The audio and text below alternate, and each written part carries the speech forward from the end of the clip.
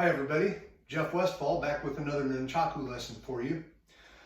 Today I want to show you a second method for dampening kinetic energy so that you are less of a danger to yourself when you're using this weapon. In an earlier lesson I showed you about touching or nearly touching the tip of the single stave that you hold close to your body to dampen kinetic energy. By the way, before we go on to the new one today, let me teach you how to add to that if you like. And that is, if my swing is going counterclockwise, if I rotate in the same direction as my swing, as I touch the tip, like this, if I'm turning my body, that augments that kinetic energy dampening effect.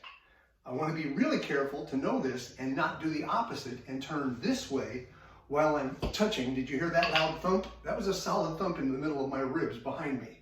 And that simply happened because I turned the wrong way. So at minimum, when you're wanting to dampen kinetic energy, don't turn the wrong way. And ideally, sometimes on a really powerful swing, turn the correct way and you will save yourself lots of grief in your practice. And maybe a really, really bad incident if you're actually using these things. Okay, now, what I want to talk about today is what I call the flywheel, which is I consider a more advanced method of kinetic energy dampening. And it also gives you an interesting tactical game to play as well. Now what the flywheel does is, let's say I'm throwing a number 2 strike. I'm bringing it this way. What I'm going to do is I'm going to make the free hanging, free swinging stave spin in space. Now I can add to that if I want to be fancy looking, or if I want to hold the position in the following way. I can add to it and keep it going, or I can use it purely as a dampener. You see how it slows down. That's protecting me. I know where the weapon is. I have a pretty good idea where that free hanging, free swinging stave is, and if I don't like where it is, I can add a little bit and keep it swinging if that's what I like, and I can blend from there into other positions and techniques. So this is what I call the flywheel. That's the flywheel on a number 2 on a backhand. Let's say I'm doing a number 1 strike. That's the flywheel there. I tend, when I'm doing the number 1 strike, to hold it diagonally forward of myself.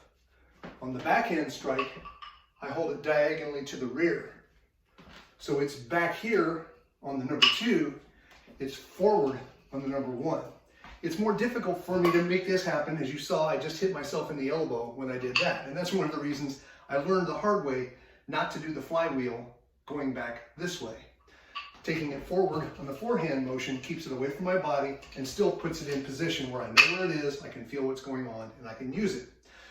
So this is a great way to take a weapon that's difficult to control on the best day, put it in a position where you have some control over it, you're watching the opponent, and you can decide what to do next. So that takes care of the flywheel, and I'll get to you with a new lesson before too long.